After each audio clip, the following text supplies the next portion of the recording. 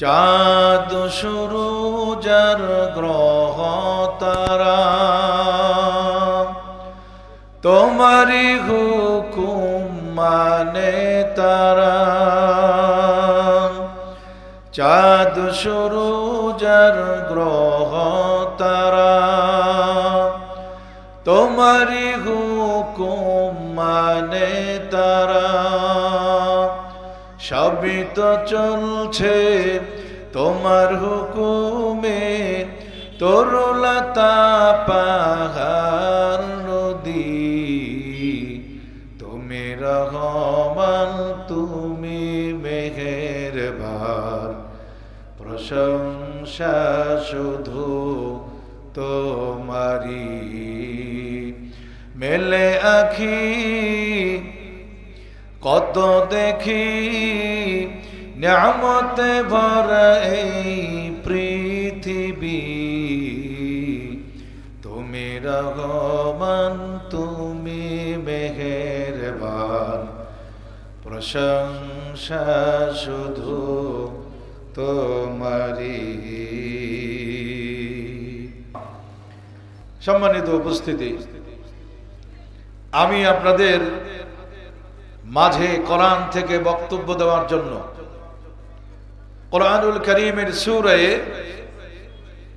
কাহাফের 107 নম্বর এবং 108 নম্বর আয়াতে কারিমা তেলাওয়াত করেছি। এই আয়াতকে সামনে রেখে অল্প সময় কিছু কথা আমি বলতে চাই। আপনারা যারা এখানে উপস্থিত হচ্ছেন খুব মনোযোগ দিয়ে চুপচাপ করে বসে পড়েন। আজকে কোরআনের মাহফিল, দুদিন ব্যাপী তাফসিরুল কোরআন মাহফিল, আজকে শেষ রজনী। মুফতি ইলিয়াসুর রহমান জেহাদি উপস্থিত আপনাদের এলাকায়। আপনারা হয়তো মনে করছেন হুজুর গেলে আমরা যাব।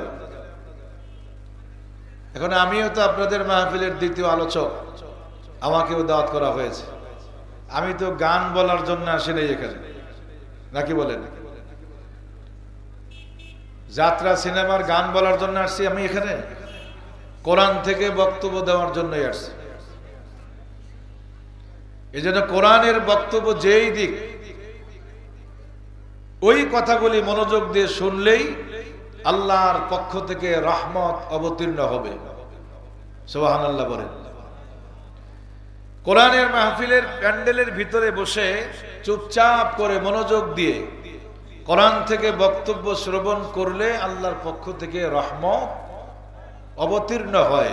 মারহাবা বলেন। ওয়া ইযা কুরিয়াল কুরআনু ফাসতামিউ লাহু ওয়া আনসিতু লাআল্লাকুম তুরহামুন। সূরা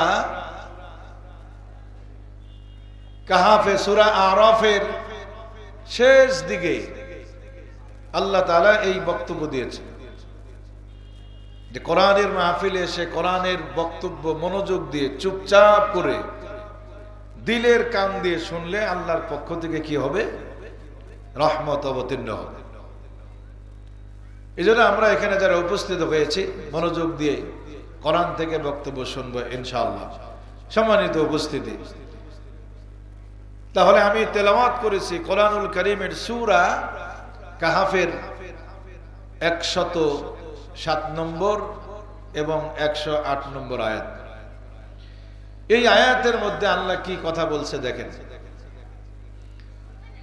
ইন্নাল্লাযীনা আমানু ওয়া আমিলুস সালিহাত কানাত লাহুম জান্নাতুল ফিরদাউসি নুজুলা। ইন্নাল্লাযীনা আমানু, নিশ্চয়ই যারা ঈমান এনেছেন, ওয়া আমিলুস সালিহাত, যারা নেক আমল করেছে, কানাত লাহুম জান্নাতুল ফিরদাউসি নুজুলা। আল্লাহ তাআলা বলেন তাদের জন্য জান্নাতুল ফিরদাউস, অর্থাৎ আল্লাহ বলছেন যারা ঈমান এনেছেন ওয়া আমিলুস সালিহাত, নেক আমল করেছে, জান্নাতুল ফিরদাউস দিয়ে তাদের মেহমানদারি করা হবে। আল্লাহু আকবার। কি দিয়ে? জান্নাতুল ফিরদাউস। যেই জান্নাতুল ফিরদাউস আল্লাহ তাআলা নিজ হাতে ঈমানদার ব্যক্তিদের জন্য সাজিয়েছেন। সুবহানাল্লাহ বলেন। জান্নাতুল ফিরদাউসটা আল্লাহ নিজ হাতে ঈমানদারদের জন্য সাজিয়েছেন, আল্লাহর খাস বান্দাদের জন্য সাজিয়েছেন। আল্লাহু আকবার। তাহলে যেই জান্নাতটা আল্লাহ সাজিয়ে দিয়েছেন ওটা কেমন সুন্দর হতে পারে? কথা বলেন, ঠিক না বেঠিক? যেই জান্নাতটা আল্লাহ সাজিয়ে দিয়েছেন ওটা অনেক সুন্দর হবে, কারণ আল্লাহ পাক নিজ হাতে সাজিয়েছেন। যেমন এক হাদিসের মধ্যে আছে, আল্লাহ পাক রব্বুল আলামিন যত মাখলুক তৈরি করেছেন, সব মাখলুক সৃষ্টি করতে গিয়ে কোন শব্দ ব্যবহার করেছে? কোন শব্দ বোঝেন আপনারা? কিন্তু আগে বলতেন আল্লাহ সব তৈরি করেছেন কুন ফায়াকুন বলে, বলেন না আপনারা? কুন ফায়াকুন। আল্লাহ বলছেন হও, হয়ে গেছে। দুনিয়ার সমস্ত মাখলুক, যত মাখলুক আমরা দেখতে পাই, সব মাখলুককে আল্লাহ কোন শব্দ দিয়ে তৈরি করেছেন? শুধুমাত্র মানুষকে আল্লাহ পাক কোন শব্দ দিয়ে তৈরি করেন নাই? মানুষকে আল্লাহ তাআলা তৈরি করতে গিয়ে আল্লাহর কুদরতি দুটি হাত ব্যবহার করেছেন। সুবহানাল্লাহ জোরে বলেন। কি মনে করেছেন আমারে আপনারে তৈরি করতে আল্লাহ কুদরতি হাত ব্যবহার করেছেন? তার দাম কম না বেশি? জোরে বলেন। এজন্য আল্লাহ কোরআনে বলেছেন, ওয়ালাকাদ কাররামনা বানি আদম, ওয়ালাকাদ কাররামনা বানি আদম। আল্লাহ পাক বলেন আদম সন্তানের মধ্যে, আল্লাহ বলছেন আদম সন্তানকে আমি সম্মানিত করেছি। সুবহানাল্লাহ। আদম সন্তানকে আল্লাহ সম্মানিত করলেন। বলতে পারেন হুজুর কেমনে আল্লাহ আমাদের সম্মানিত করেছেন? আদম সন্তানকে সম্মানিত করা হয়েছে ওয়ালাকাদ কাররামনা বানি আদম। মানুষকে আল্লাহ সম্মানিত করেছেন। এই যে সম্মানিত করলেন, প্রশ্ন কিন্তু আসে হুজুর আমরা কেমনে সম্মানিত হলাম? দেখেন কোরআন শরীফের মধ্যে আছে, আল্লাহ পাক বলেন বান্দারে দুনিয়ার সব কিছু কোন শব্দ দিয়ে তৈরি করেছি, কিন্তু তোমাদের তৈরি করতে আমি আল্লাহ কুদরতি হাত ব্যবহার করেছি। এই জন্য মানুষের সম্মান ইজ্জত সমস্ত মাখলুকের চাইতে বেশি, কারণ আল্লাহ পাক তৈরি করতে গিয়ে কুদরতি হাত, আমাদের তৈরি করতে কুদরতি হাত ব্যবহার করেছে। কোরআন শরীফের মধ্যে আছে খলাকতু বিয়াদাইয়া ইস্তাকবারতা আম কুনতা মিনাল আলী। আল্লাহু আকবার। কোরআন শরীফে আছে খলাকতু বিয়াদাইয়া ইস্তাকবারতা আম কুনতা মিনাল আলী। খলাকতু বিয়াদাইয়া, কুদরতি দুটি হাত আল্লাহ ব্যবহার করলেন। এর দলিল কিন্তু কোরআনুল কারীমের সূরা সাদের মধ্যে আছে। মানুষকে তৈরি করতে আল্লাহ কুদরতি হাত ব্যবহার করেছেন। এই হলো এক নম্বর মানুষ যে সম্মানিত। মানুষের সম্মান মর্যাদা ইজ্জত বাড়িয়ে দেওয়া হয়েছে, মানুষকে সম্মানিত করা হয়েছে।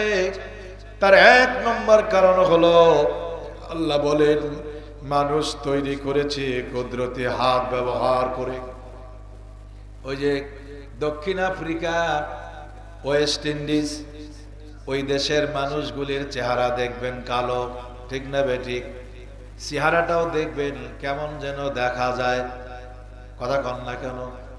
কিন্তু ওই মানুষটাও কিন্তু আমার আল্লাহর কুদরতি হাতের তৈরি।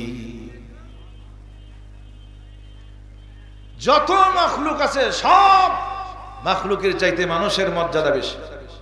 এটা কোরআন দিয়ে পেলাম, 1 নম্বর। 2 নম্বর হলো দুনিয়াতে যত সৃষ্টি আছে সব সৃষ্টির চাইতে মানুষ হলো সুন্দর। মানুষের চাইতে সুন্দর কোনো বস্তু নাই, কোনো জিনিস নাই। এ কথাও আমার আল্লাহ কোরআনে বলছেন, এ কথাও আল্লাহ তাআলা কোরআনে বলছেন, লাকাদ খালাকনাল ইনসানা ফি আহসানি তাকওয়িম। আল্লাহ পাক বলেন, আমি মানুষকে সবচাইতে সুন্দর অবয়বে তৈরি করেছি। মানুষ ময়না পাখির সাথে কথা বলে, বলে কে বলে না? ঘরের মধ্যে ময়না পাখি থাকলে মানুষে গিয়ে জিজ্ঞেস করে, ময়নারে তুমি কত সুন্দর, তুমি মানুষের মতো কথা বলতে পারো। আল্লাহু আকবার বলে দেখবেন, ময়নার সামনে দাঁড়ায় ময়নার কিন্তু প্রশংসা করে, হ্যাঁ ময়না তুমি কত সুন্দর,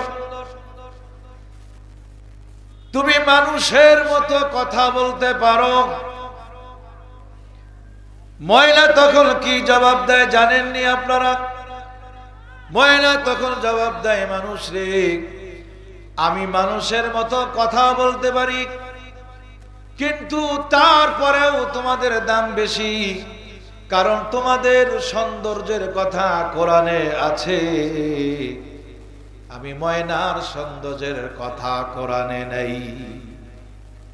আল্লাহু আকবার, সুবহানাল্লাহ।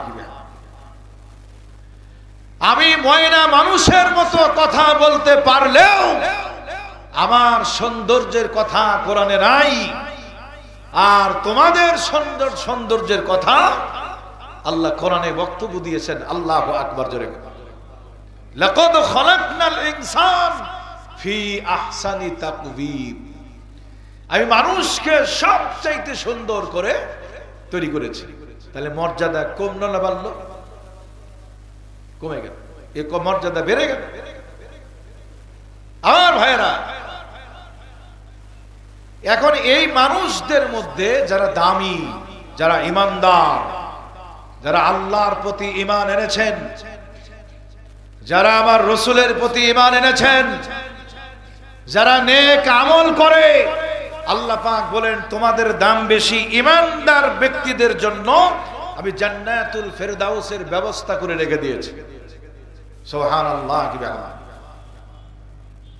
এজন্য আল্লাহ স্পষ্ট বলছেন, হে পৃথিবীর মানুষ, নিশ্চয়ই যারা ঈমান এনেছেন, ওয়া আমিলুস সালিহাত, যারা নেক আমল করেছে, কানাত লাকুম জান্নাতুল ফিরদাউসি নুজুলা, তাদেরকে জান্নাতুল ফিরদাউস দিয়ে মেহমানদারি করা হবে।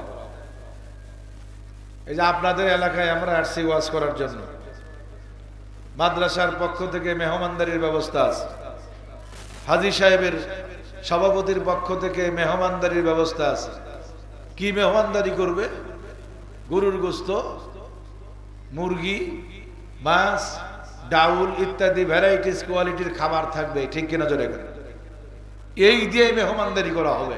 আমাদের কিন্তু মেহমানদারি করতে গিয়ে এখানে সুন্দর একটা বিল্ডিং বানায় দেবে না, কথা কয় না? দেখেন, বিল্ডিং বানায় দেবে। আল্লাহ পাক বলেছেন, এমন একটা বিল্ডিং, এমন একটা জান্নাত তোমাদেরকে দেওয়া হবে, যেই জান্নাতের নাজ নিয়ামতের কথা পৃথিবীর কোন মানুষ এই কর্ণে শোনে নাই। আল্লাহু আকবার জোরে কথা। কোন মানুষ শোনে নাই, কেউ চোখেও দেখে নাই। হাদিসের মধ্যে আছে, কেউ চোখে দেখেও নাই, কানেও শোনে নাই সেই জান্নাতের মধ্যে কি আছে। তাহলে ওই জান্নাত পেতে গেলে সর্বপ্রথম শর্ত হলো আল্লাহর প্রতি ঈমান আনতে হবে। এজন্য আল্লাহ বলছেন নিশ্চয়ই যারা ঈমান এনেছেন ওয়া আমিলুস সালিহাত, যারা নেক আমল করেছে তাদের জন্য জান্নাতুল ফেরদাউস। মারহাবা কবেন না? আর একটু জোরে বলেন আল্লাহু আকবার। সম্মানিত উপস্থিতি, তাহলে শর্ত হচ্ছে ঈমান আনা। তো এই ঈমান এটা কিন্তু সাধারণ ব্যাপার নয়, ঈমানটা কিন্তু সাধারণ ব্যাপার নয়।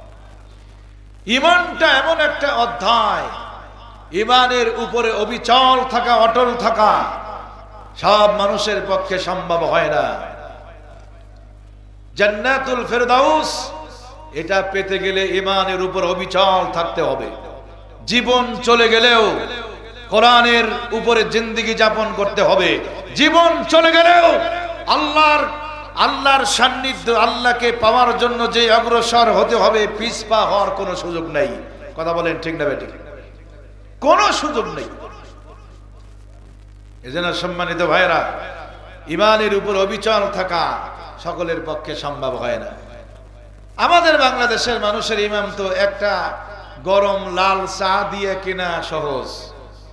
কথা বলেন, কথা কয় না? দেখেন, এক কাপ চায়ের বিনিময়ে কেনা যায়। ভোটের সময় আসলে বোঝা যায় যে আমাদের ঈমানের পাওয়ার কতটুকু। এক কাপ চায়ের বিনিময়ে ভোট বিক্রি করে 7 জায়গায়। কি ঈমানদার চিন্তা করে দেখেন, 7 জায়গায় কথা দিয়েছে। ঈমানের উপরে অবিচল থাকতে হবে। আল্লাহ বলছেন যারা ঈমান এনেছেন, আমি আপনাদের নিকট প্রশ্ন করি, কথা বোঝার চেষ্টা করবেন। আমরা এখানে প্যান্ডেলে যারা উপস্থিত আছি, আমরা কি সকলেই ঈমানদার? মুসলমানের মতো আওয়াজ দেন না, হলে বাহিরে যান, প্রধান বক্তা আসলে বসেন। আমরা কি সকলে ঈমানদার? কথা কয় না? দেখেন, মরা মানুষ তো হাজী সাহেব, আমরা এলাকার মানুষ মরা খায়। আমরা কি ঈমানদার? না, ঠিকই কইছেন, এটা সত্যি কথা। আজকে পাওয়া গেল। ঈমানদার যেহেতু না, তাহলে 100% বেঈমান। ওর অপরিণতটা হলো বেঈমান। কথা কোন ঠিক না বেঠিক? আমরা কি সকলেই বেঈমান? এটাও না। কি তাহলে ঘোড়ার ডিম কি? তাই ঈমানদারও না তো বলছেন না, আবার বেঈমানও না তাও বলছেন না। তাই কি আপনারা? ছাগল। একদিক দিয়ে কিন্তু খারাপ কর নাই। শোনেন, একদিকে কিন্তু খারাপ বলেন নাই। যারা বেনামাজি তারা 100% চতুষ্পদ জানোয়ার। ছাগলও কিন্তু কি চতুষ্পদ একটা জানোয়ার। ঠিক না বেরিয়ে জোরে?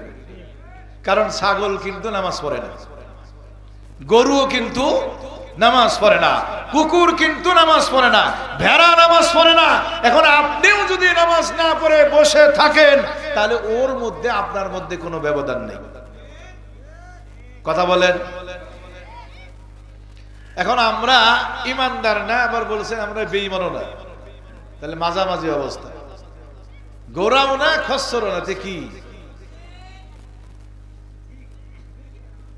এই জন্য মুসলিম হলে ঈমানের উপরে থাকতে হবে। ঠিক না বেঠিক? জোরে। তাহলে যারা ঈমান এনেছেন, ঈমান আনছে কারা? দেখেন, আমরা কিন্তু ঈমানদার যদিও অনেক জায়গায় বলি আমরা, কিন্তু আমরা কিন্তু ঈমান আনি নাই। আমরা কিন্তু ঈমান পেয়েছি। এই ছেলেরা কথা বলবো না। আমরা কি ঈমান পেয়েছি কোত্থেকে? আব্বা আম্মার কাছ থেকে। আমার বাপ ছিল মুসলমান, দাদা ছিল মুসলমান, ওই সূত্রে আমরাও কিন্তু কি মুসলিম। কিন্তু ঈমান আনছিলেন সাহাবায়ে কেরাম। আল্লাহু আকবার জোরে। সাহাবায়ে কেরাম সত্যিকার অর্থে ঈমান এনেছেন। এই জন্য ঈমানের স্বাদ তারা বুঝতো, আমরা কিন্তু বুঝি না। যেই জিনিসটা এমনিতে পাওয়া যায়, ওই জিনিসের কদর কিন্তু থাকে না। ঠিক না বেরিয়ে জোরে? আর যেই জিনিসটা কষ্ট করে অর্জন করতে হয়, আমি ছোট্ট একটা উদাহরণ দিই, তাহলে বুঝবেন। স্বামী স্ত্রী মেলামেশার মাধ্যমে সন্তান হয়। কথা কোন ঠিক না বেঠিক? সন্তান আল্লাহ আপনাকে একটা দিয়েছে। আবার কোন কোন ক্ষেত্রে দেখবেন সন্তান সহ স্ত্রী পাওয়া যায় কি যায় না? আপনি আরেকটা বিয়ে করেছেন, সেখানের পক্ষে একটা কি আছে, সন্তান আছে। এবার আপনারা সত্য করে বলেন, পরবর্তীতে বিবাহের পরে যেই সন্তান আপনি সাথে পাইলেন, মানে স্ত্রীর সাথে সন্তান ফ্রি পাইছেন, এটার মর্যাদা বেশি নাকি আপনি যেটা জন্ম দিয়েছেন ওটার মর্যাদা বেশি? বলেন তো দেখি। ওই পাওয়াটার প্রতি কিন্তু খুব মর্যাদা।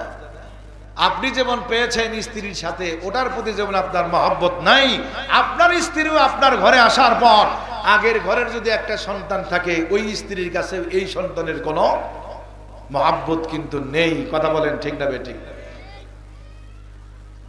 এটা বাস্তব জিনিস একবার। তাহলে যেইটা খুব দ্রুত সহজে পাওয়া যায়, ওটার প্রতি কিন্তু মানুষের খুব মহব্বত থাকে না। এখন আমরা ঈমান আনি নাই, পাইছি বিদায় ঈমানের প্রতি আমাদের মহব্বত নাই, এজন্য একটা চা দিয়াও কি করা যায়, বিক্রি করা যায়। কিন্তু সাহাবায়ে কেরামদের ইতিহাস দেখেন, জীবন উৎসর্গ করে দিয়েছে আল্লাহর রাস্তায়, আমার রাসূলের জন্য উৎসর্গ করে দিয়েছেন। এক সেকেন্ডের জন্য ওই কাফেরদের নিকট ঈমান বিক্রি করে নাই। সুবহানাল্লাহ করেন না? আমার ভাইয়েরা, বিশ্বনবী মুহাম্মদুর রাসূলুল্লাহ সাল্লাল্লাহু আলাইহি ওয়াসাল্লামের সন্ধান পেয়ে বেলাল রাদিয়াল্লাহু তাআলা আনহু যখন ইসলাম কবুল করে ফেললেন, বেলালের মনিব উমাইয়া ইবনে খালদ বেলালের উপরে কি নির্যাতন করেছেন জানেননি?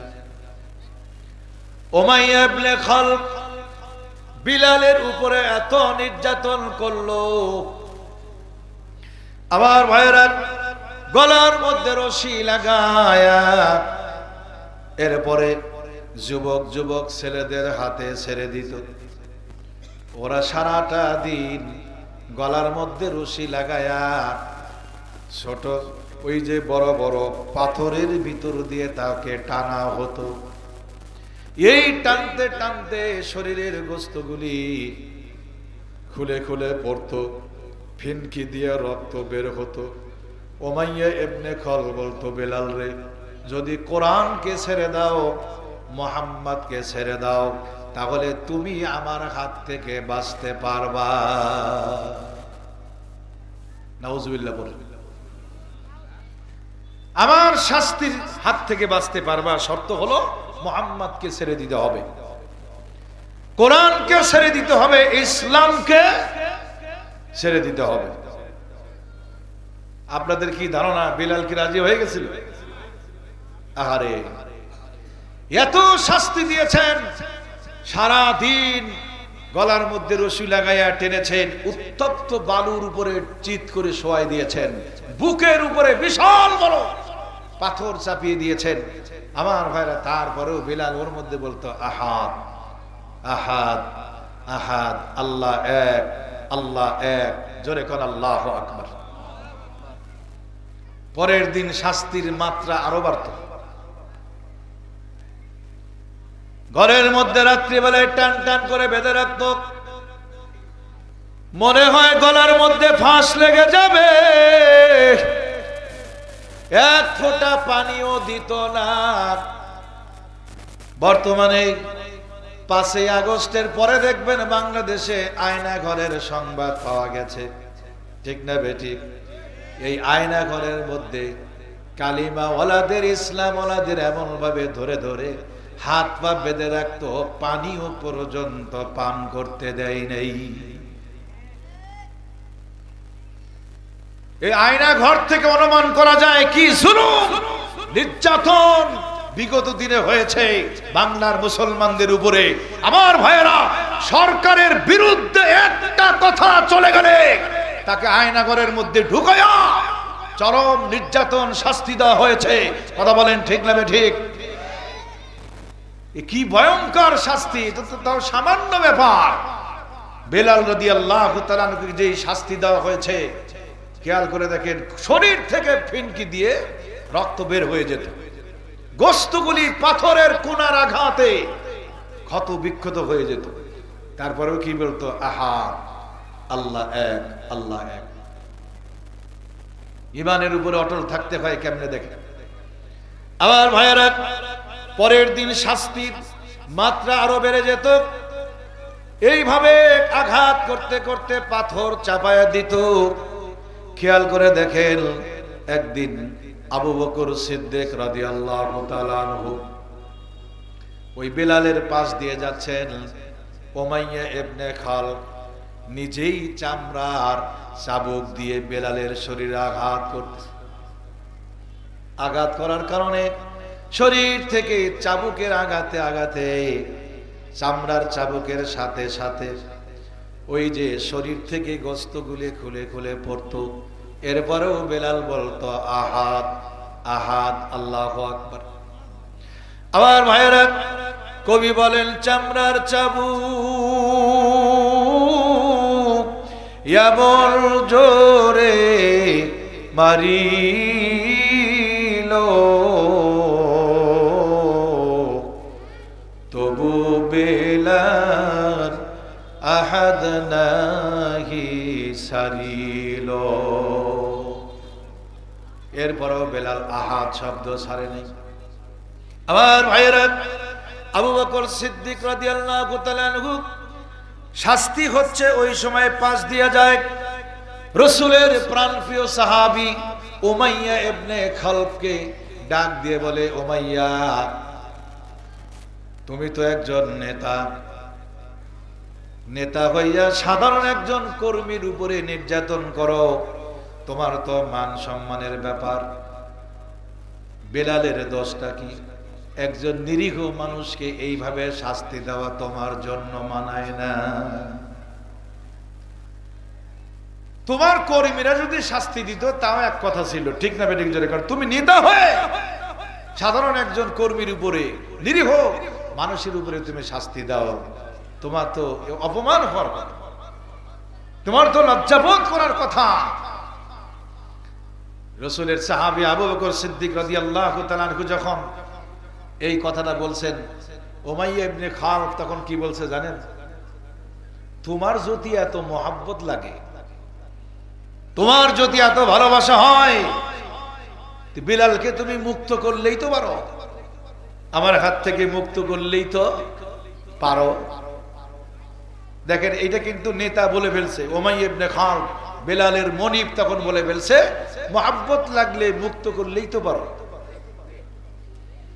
আবার ভাইয়েরা, আবু বকর সিদ্দিক রাদিয়াল্লাহু তাআলা আনহু সাথে সাথে রাজি হয়ে গেলেন। আল্লাহু আকবার বলেন। এ উমাইয়া বেলালকে মুক্ত করতে চাই। উমাইয়া নিজেই প্রস্তাব দিল, ও আবু বকর, বেলালকে যদি মুক্ত করতে চাও তাহলে তোমার বাড়ির যে কালো গোলামটা আছে, শক্তিশালী যেই গোলামটা আছে, ওই গোলামটাকে আমাকে দিয়ে দিলে আমি বেলালকে তোমার হাতে তুলে দেব। জোরে কর না আল্লাহু আকবার। এ বাবু, কথা বলিস না, বারবার নিষেধ করতেছি।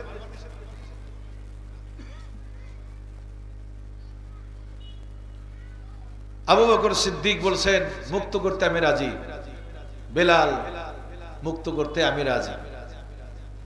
উমাইয়া ইবনে খালদ প্রস্তাব দিল। আবু বকর সিদ্দিক রাদিয়াল্লাহু তাআলা আনহুর বাড়িতে একটা গোলাম ছিল, হাদিসের মধ্যে আছে সেই গোলামটা অত্যন্ত শক্তিশালী, অত্যন্ত শক্তিশালী একজন কালো গোলাম ছিল। ও বলছে, ওইটাকে আমার দিয়ে দাও আর বেলালকে তুমি নিয়ে যাও। মারহাবা জোরে। আবু বকর সিদ্দিক রাজি হয়ে গেলেন। উমাইয়া রে, আমি এটাতেও, আমি এই প্রস্তাবেও রাজি। আল্লাহু আকবার জোরে। তখন উমাইয়া ইবনে খালদ কি বলছে জানেন? এ আবু বকর, এতদিন জানতাম তুমি বুদ্ধিমান, বুদ্ধিমান ব্যক্তি, কিন্তু তোমার যে বুদ্ধি নাই আমি এইটা আজকে বুঝতে পারলাম। ও আবু বকর, আমি তো মনে করছিলাম তুমি রাজি হবা না, তোমার বাড়ির সেই শক্তিশালী গোলামকে দিয়ে দিবে এই সাধারণ বেলালের জন্য।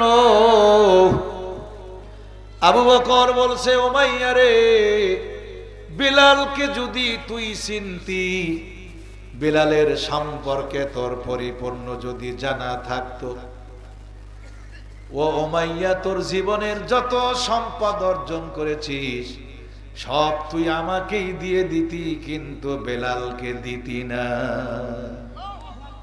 আরেকটু জোরে কথা বলবে আল্লাহু আকবার। আবু বকর সিদ্দিক দেখেন কি জবাবটা দিয়েছে, তুই যদি বিলালকে চিনতি যে এই মানুষটাকে, তাহলে তোর সমস্ত সব কিছু দিয়ে দিতি, বিলালকে তুই দিতি না। আবু বকর বলছে, আমি কি বলি শোন, এ উমাইয়া ইবনে খালদ, শুধু কালো গোলাম নয়, আমার বাড়ির যে কালো গোলাম আছে,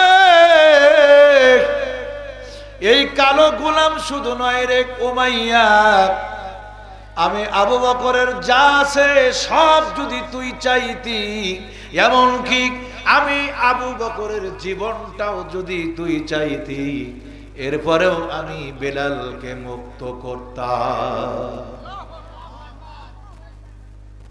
তাহলে বিলালের মধ্যে কি আছে? কি আছে? কালো কুৎসিত আফ্রিকার মানুষ, মুখের মধ্যে কাটা দাগ, চুলগুলি খাড়া খাড়া, গোলামের ঘরের গোলাম, 14 গোষ্ঠী গোলাম। সেই বেলালের মধ্যে কি আছে? মানুষটা কালো, কিন্তু আল্লাহ পাক রব্বুল আলামিনের সেই বেলাল মসজিদে নববীতে আযান না দিলে সূর্য উঠতো না। চিন্তা করে দেখেন,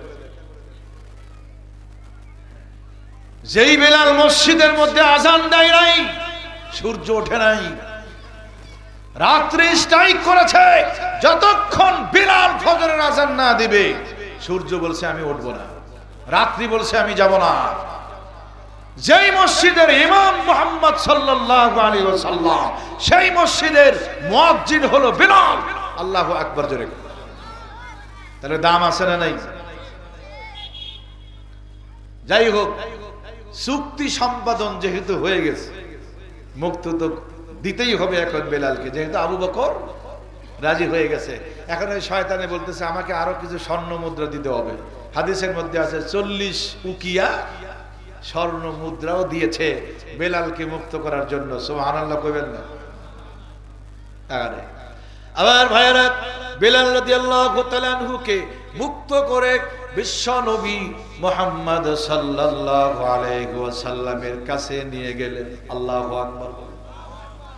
আবার রাসূল আবু বকরকে ডাক দিয়ে বলতেছে, আবু বকর রে, বেলালকে মুক্ত করার জন্য আমাকে কেন তুমি শরীক করলে না? আল্লাহু আকবার জোরে। দেখেন আমার রাসূল বলতেছে, আবু বকর রে, তুমি একাই কেন মুক্তিপণ দিয়ে মুক্তি করলে, আমি রাসূলকে কেন তুমি শরীক করলে না? আবার ভাইরা আবু বকর বলেন, আগো হুজুর, ইয়া রাসূলুল্লাহ, ইয়া হাবিবাল্লাহ, বেলালকে মুক্ত করার জন্য আমি আবু বকর আপনাকে শরীক করব না, কোনো অর্থ আপনার দেওয়া লাগবে না। হুজুর গো, আমি আবু বকর বেলালকে চিরতরে মুক্ত করে এনেছি। আমি আবু বকর বেলালকে পরিপূর্ণ স্বাধীন করে দিয়েছি। বেলাল এখন আমার কাছে মুক্ত করে এনেছি। ও গো নবীজি, মুক্ত করার জন্য আপনার কোনো অর্থ দেওয়া লাগবে না। আমি শরীক এই জন্য করি নাই, বেলালকে আমি মুক্ত করে এনেছি, স্বাধীন করে দিলাম। আজকে থেকে আমি বেলালকে আপনাকেই দিয়ে দিলাম। আরেকটু জোরে কোন আল্লাহু আকবার। এটাই হচ্ছে সত্যিকারের ঈমান। নিজের জীবনকে উৎসর্গ করে দিয়েছে, জীবন চলে গেলেও আল্লাহ থেকে পিছপা হয় নাই। এই ঈমানদারদের জন্য জান্নাতুল ফেরদাউসের ব্যবস্থা আছে। আল্লাহু আকবার জোরে কোন। আমার আপনার জন্য নয়, কারণ আমাদের ঈমান যেই কোনো মুহূর্তে বিক্রি করা যায়। কথা বলেন না কেন? আমার ভাইরা, ঈমানের উপরে কেমনে অবিচল থাকতে হয় একটা কথা না বললেই নয়। আপনারা শুনেছেন যে গত 1 বছর 5 আগস্ট থেকে শুরু করে 1 বছর আগে আল্লামা দেলোয়ার হোসেন সাইদি রহমতুল্লাহি আলাইহিকে এমন ভাবে জেলখানার মধ্যে ইনজেকশন দিয়ে পুশ করে দুনিয়ার জমিন থেকে বিদায় করে দেওয়া হয়েছে, কিন্তু আল্লাহর বান্দা এক সেকেন্ডের জন্য আমার ভাইরা নাস্তিক মুরতাদ বেঈমান স্বৈরাচারদের নিকট মাথা নত করেন নাই, নিজের জীবনকে উৎসর্গ করে দিয়েছে ইসলামের উপরে। কথা বলেন ঠিক না বেঠিক? এজন্য ঈমান আনতে গেলে এই রকম অবিচল থাকতে হবে। এই ব্যক্তিদের জন্য আছে জান্নাতুল ফেরদাউস। আল্লাহু আকবার। আমার আপনার জন্য কিন্তু না, আগেই বলেছি, আমি তো আগেই বলছি আমাদের ঈমান চায়ের বিনিময়ে বিক্রি করা যায়। এক ভোট 7 জায়গায় বিক্রি করেন, কেমন বেঈমান মানুষ, বাংলাদেশের মানুষ কেমন বেঈমান চিন্তা করে দেখেন। এজন্য কোরআন শরীফে আল্লাহ বলছেন কুতিলাল ইনসান মা আকফারা, মানুষ সবচাইতে নেমখারাম এবং অকৃতজ্ঞ। কথা কোন ঠিক না বেঠিক? আপনি খেয়াল করে দেখেন আল্লাহর এই জমিন কার? এই কথা বলতে হবে, মুসলমানের আমাদের জমিন কার? না আওয়াজে বোঝা গেল আপনাদেরই জমি, যে আমার আব্বার ছিল এখন আমাদের। আওয়াজে বোঝা গেল জমিন আপনাদেরই। তাহলে সত্যি করে বলেন তো দেখি, মুসলমানের আওয়াজে জমিন কার? আরো জোরে বলতে হবে, জমিন কার? গাছপালা কার? সব কিছু কার? সৃষ্টি কার? আমি কার? তাহলে আইন চলবে কার? হুজুর সব ঠিক আছে কিন্তু আইন তো মানা যায় না। এই যুবক ভাইরা ঠিক কিনা জোরে কর। হুজুর সব ঠিক আছে, আইন মানা যাবে না। ভেজাল তো এখানেই। এখন এই আইনের বক্তব্য যদি আমরা দেই, বাংলাদেশের কিছু কুলাঙ্গার আছে, বাংলাদেশের কিছু নাস্তিক আছে যারা কোরআন বিদ্বেষী, যারা ইসলাম বিদ্বেষী, যারা উলামায়ে কেরাম বিদ্বেষী, যারা আল্লাহর রাসূল বিদ্বেষী, এদের শরীরের মধ্যে দাউ দাউ করে তখন আগুন জ্বলতে থাকে। কথা বলেন ঠিক না বেঠিক? সৃষ্টি যার, আল্লাহ বলছেন আলা লাহুল খালক ওয়াল আমর, সৃষ্টি যার, আইন চলবে তার। এখন আপনারা বলবেন সৃষ্টি জারি হোক, আইন চলবে আমার, আমার কথা মতো চলতে হবে, না হলে এই দেশে তুই থাকতে পারবি না। পাকিস্তানের বর্ডার খোলা আছে, যা ওখানে চলো। বলে কি বলে না? আরো যারা এখন বলে কি বলে না? কি ভয়ঙ্কর কথা চিন্তা করে দেখেন। আল্লাহর দেওয়া জমিনে তুমি যা খাইবা, আল্লাহর নিয়ামত ভক্ষণ করেছ, আল্লাহর দেওয়া সব কিছু ভক্ষণ করেছ, তাহলে আর আল্লাহর বিপক্ষে চলবা। এরাই হলো সবচাইতে বেঈমান, নাফরমান, অকৃতজ্ঞ। কথা বলেন ঠিক না বেঠিক? এরা হলো সবচাইতে বেঈমান, অকৃতজ্ঞ। আল্লাহর দেওয়া জমিনের, আল্লাহর দেওয়া বাতাস, আল্লাহর দেওয়া অক্সিজেন, আল্লাহর দেওয়া জমিনে থেকে আল্লাহর বিরুদ্ধে চলবেন, এর মতো বড় পাপিষ্ট নাফরমান আর হতে পারে না। কিন্তু আমরা দেখেছি যে যখন ক্ষমতায় আসে, কারো নাম বলতেছে না, যে যখন ক্ষমতায় আসে, এই পবা মোহনপুর, পবা বোয়ালিয়া এরকম থানার যারা এমপি হয়, তখন তাদের দিক নির্দেশনা মোতাবেক চলতে হয়। কথা ঠিক না বেঠিক? যে এই এরিয়া আমার, এই দুর্গাপুর আমার, গোদাগাড়ি আমার, পুঠিয়া আমার, রাজশাহী আমার। আমাদের দিক নির্দেশনা মোতাবেক না চললে এই দেশে, এই থানার মধ্যে থাকা যাবে না। তখন দেখবেন বাংলাদেশের মানুষ আল্লাহর রাসূলের মতো এক থানা থেকে আর এক থানায় হিজরত করে। কথা কোন ঠিক না বেঠিক? করে কি করে না? হিজরত করে চলে যায়। গোদাগাড়ির মানুষ যায় আমাদের গুরুদাসপুরে, গুরুদাসপুরের মানুষ আছে এই পুঠিয়া দুর্গাপুরে আসে। কথা কোন ঠিক না বেঠিক? এলাকায় থাকতে পারে না, অথচ জমিন কিন্তু আল্লাহর, সব আল্লাহর। আমরা এটা নিজস্ব বানায় নিয়েছি, বাপদাদার সম্পত্তি মনে করেছি। কথা কোন ঠিক না বেঠিক? করা যাবে না। তাহলে আমরা সবচাইতে বেঈমান, ঠিক কিনা জোরে করে? এই জন্য ঈমানদার ব্যক্তিদের জন্য জান্নাতুল ফেরদাউস আছে। আল্লাহু আকবার জোরে। তাহলে এক নম্বর হলো যারা ঈমান এনেছেন, তাহলে ঈমান আনতে হবে কার মতো? সাহাবায়ে কেরামদের মতো। দুই নম্বর হলো ওয়া আমিলুস সালিহাত, যারা নেক আমল করেছে। কি আমল? নেক আমল করেছে। নামাজ পড়া, হজ করা, যাকাত দেওয়া, রোজা রাখা, এটা কিন্তু ফরজ ইবাদত। পর্দা করা ফরজ ইবাদত, এগুলো নেক আমল বটে, কিন্তু মাস্ট বি, অবশ্যই 100% তোমাকে করতেই হবে। ঠিক না বেঠিক? জোরে, উপায় নেই। তো নেক আমলটা কি? মানুষের উপকার করা, রাস্তাঘাট বানিয়ে দেওয়া, নলকূপ বসিয়ে দেওয়া, গাছ রাস্তার মাঠের মধ্যে ছায়াদার ফলদার একটা গাছ লাগাই দিলেন, নলকূপ বসাই দিলেন, মানুষের উপকার করলেন। একজন মানুষ ভালো কখন? যেই মানুষটা মানুষের উপকারের জন্য সামনের দিকে ঝাঁপিয়ে পড়ে, আল্লাহু আকবার জোরে করে, এই মানুষটা হলো সবচাইতে ভালো মানুষ। এখন আপনি বলবেন না হুজুর, ভালো তো উনি যিনি কপালে দাগ ফেলেছে নামাজ পড়তে পড়তে ও ভালো, কিন্তু ও দেখবেন সুদ খায়। আছে না এরকম বাটপার? কপালের মধ্যে দাগ, কিন্তু সুদের টাকা ছাড়া ওর বাতি পেটের মধ্যে যায়। এই তোমার এই নামাজ কে পড়তে বলেছে? তোমার সারা জীবনের সমস্ত রোজগার হারাম, এই জন্য ঘরের মধ্যে শান্তি নাই। স্ত্রীও পরকিয়া করে, সন্তানও পরকিয়া করে, মেয়েও পরকিয়া করে, বাপও পরকিয়া করে। বাড়ির মধ্যে 5 জন সদস্য, 5 জনই পরকিয়া করে। মারহাবা জোরে করে, মারহাবা। চিন্তা করে দেখেন, নাউজুবিল্লাহ বলেন। ওয়া আমিলুস সালিহাত, যারা নেক আমল করেছে। আর নেক আমল করার শর্ত আছে, এর মধ্যে একটা শর্ত আছে, ধৈর্য সহকারে নেক আমল করা। আল্লাহু আকবার জোরে। এই ধৈর্য কাকে বলে আমি এই বিষয়ে কথা বলে শেষ করে দেবো ইনশাআল্লাহ। ধৈর্য কাকে বলে দেখেন, প্রধান মেহমান খুব দ্রুত সময় চলে আসবে, আপনারা বাইরে না থেকে চলে আসেন। আর একটু সময়, আমি আর 10 মিনিট বক্তব্য দিব, এরপরে প্রধান বক্তা আসবে। বসেন আপনারা। ধৈর্য কাকে বলে একটা আমি উদাহরণ দিই, তাহলে বুঝবেন। আপনারা শুনছেন ইব্রাহিম বিন আদহাম রাহমাতুল্লাহি আলাইহির নাম শুনছেন? বলখের বাদশা ছিল। আল্লাহু আকবার বলেন। ওনার প্রথম জীবনের ঘটনা আমি বলবো না, ওটা আপনারা শুনেছেন। ওনার দ্বিতীয় জীবনের একটা ঘটনা আমি বলি, শেষ সময়ের একটা ঘটনা বলি। ধৈর্য কাকে বলি বুঝবেন, মনোযোগ দিয়ে শুনতে হবে কথাটা। ইব্রাহিম বিন আদহাম কেমন ধৈর্যশীল ছিলেন?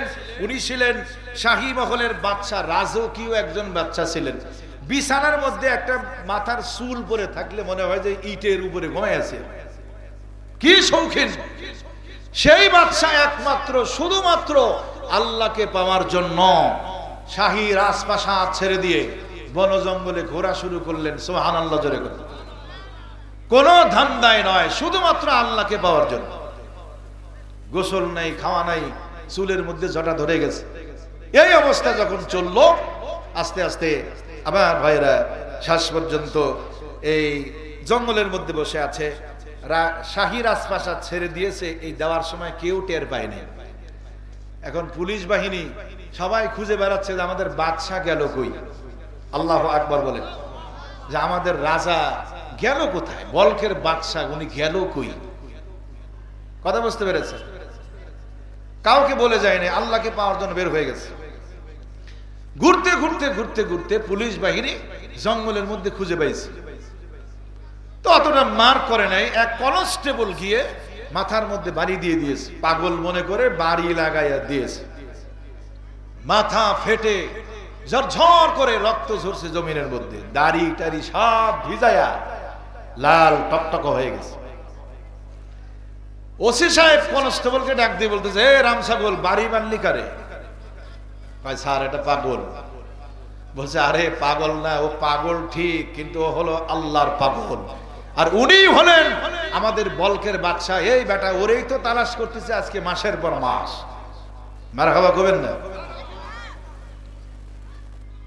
তখন পুলিশ লাঠি ফেলে দিয়েছে, কনস্টেবল লাঠি ফেলে দিয়েছে।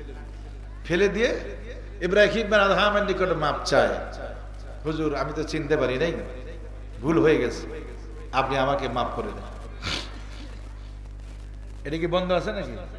হালকা করে দেন একটু, আমারে একটু কি করেন, মাফ করে দেন। ইব্রাহিম বিন আদহাম রাহমাতুল্লাহি আলাইহি ডাক দিয়ে বলতেছে, পুলিশ রে,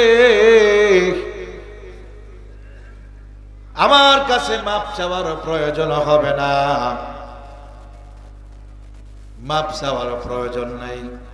যখন আমার মাথার মধ্যে বাড়ি লাগাইলি, মাথা ফেটে যখন রক্তগুলি জমিনের মধ্যে ঝরেছে, চোখ মুখ নাক মোবারক যখন রক্ত দিয়ে ভিজে গেছে, আমি তোরে তখনই মাফ করে দিয়েছি।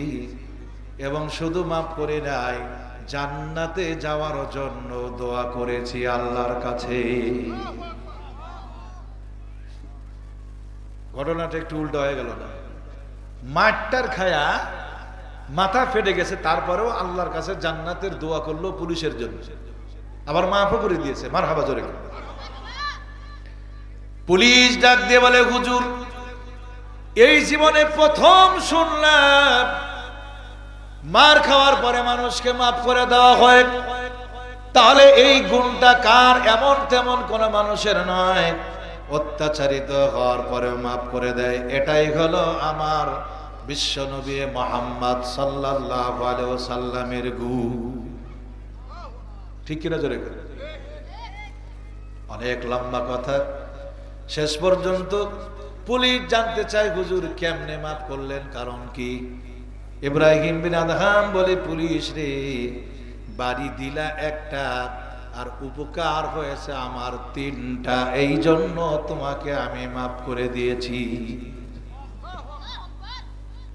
এই বাড়ি দিয়ে উপকার হয় জীবনে শুনছেন কোনোদিন? মার খাওয়ার পরে উপকার হয় শুনছেন? পুলিশ বলতেছে, হুজুর কেমন কথা এটা? এটা তুই বুঝবি না, এটা বুঝতে গেলেও ইলম লাগবে। তোর ওই মগজ দিয়ে, তোর ওই জ্ঞান দিয়ে আমার এই কথা তুই বুঝতে পারবি না। কি লাগবে? ইলম লাগবে। এই জন্য ইলমের অনেক মূল্য। আমরা যেন সবসময় বলি, সাধারণ মানুষের শিক্ষা যেখানে, সাধারণ মানুষের জ্ঞান যেখানে শেষ, আলেমদের জ্ঞান সেখান থেকে শুরু। মারহাবা জোরে কম। দুনিয়ার সমস্ত জ্ঞানী মানুষের জ্ঞান যেখানে শেষ, আলেমদের জ্ঞান সেখান থেকে শুরু। এটার উদাহরণ আছে কিন্তু বলার সময় নেই। আমার ভাইয়েরা, পুলিশ বলে, হুজুর বাড়িতে কি আবার উপকার হয়? ইব্রাহিম বলে, তুই বুঝবি না, এটা বুঝতে গেলেও ইলম লাগবে, কোরআনের জ্ঞান লাগবে, হাদিসের জ্ঞান লাগবে, তাছাড়া বোঝা সম্ভব নয়। পুলিশ প্রশ্ন করলো, হুজুর 3টা উপকার পাইলেন, এগুলো কি একটু বলা যাবে? হুজুর বলল, হ্যাঁ অবশ্যই বলা যাবে। তোকে বাড়ি দিয়ে কি উপকার হইল? কয়, হুজুর বলেন তো দেখি। শুনবেন কি আপনারা? বাড়ি দিছে একটা, মাথা ফেটে গেছে, আর হুজুরের উপকার হয়েছে 3টা। মারহাবা জোরে কন। 1 নম্বর উপকার হলো, ইব্রাহিম বিন আদহাম বলে, পুলিশ রে, আমার মাথার মধ্যে যখন বাড়ি দিলি, মাথা ফেটে যখন রক্ত ঝরেছে, মাথা ফেটে যখন রক্ত ঝরে নাক মুখ দাড়ি মোবারক ভিজে গেছে, এ পুলিশ তখন পৃথিবীর কোনো দিকে আমার নজর যায় নাই, পৃথিবীর কোনো দিকে আমার খেয়াল যায় নাই। আমার খেয়াল গেছে উহুদের যুদ্ধে, বিশ্ব নবীর সেই উহুদ যুদ্ধের কথা আমার মনে পড়ে গেছে। অন্যদিকে খেয়াল করে নাই। ও তো বাচ্চা, তো কোনো শাস্তি দেওয়ার কোনো খেয়াল করেনি, পুলিশ দিয়ে ধরিয়ে দেওয়ার কোনো খেয়াল করে নাই, কারণ তখনও সে বলখের বাচ্চা। আর ওসি সাহেব সামনেই আছে, কথা কোন ঠিক না বেঠিক? ওরে তো জ্যান্ত পুঁতে ফেলতে পারত। বলছে, যখন বাড়ি দিলি মাথা ফেটে গেছে, তখন আমার নজর চলে গেছে, খেয়াল চলে গেছে উহুদ যুদ্ধের দিকে। পুলিশ, উহুদের যুদ্ধে বিশ্ব নবীর মাথা, লোহার হেলমেটটা ভেঙে যখন মাথা মোবারক ফেটে রক্ত মোবারক ঝরে, যখন দার আল্লাহ রসুলের দাড়ি মোবারক মুখমণ্ডল লাল হয়ে গিয়েছিল, ওই সুন্নতটা এখন পর্যন্ত আমার আদায় হয় নাই। আজকে মাথার মধ্যে বাড়ি দিলি আর মাথা ফেটে রক্ত ঝরতেছে, অন্তত কিছুটা হলেও রসুলের চেহারার সাথে মিলে গেছে, এই জন্য জান্নাতের দোয়াটা করে দিলাম। হুজুর 2 নম্বর কি? ইব্রাহিম বিন আদহাম বলে, পুলিশ রে, 2 নম্বর হলো, তুই আমার উপরে জুলুম করলি, আমি কোনো অপরাধ করি নাই, হঠাৎ করে আমার মাথার মধ্যে বাড়ি লাগাইলি, আমার তো কোনো অপরাধ নাই, আমি কোনো অপরাধ করি নাই, কিন্তু আমার মাথার মধ্যে বাড়ি দিলি, তুই বড় জালিম, আমার উপরে জুলুম করলি, আর আমি হলাম নির্যাতিত ব্যক্তি, মজলুম।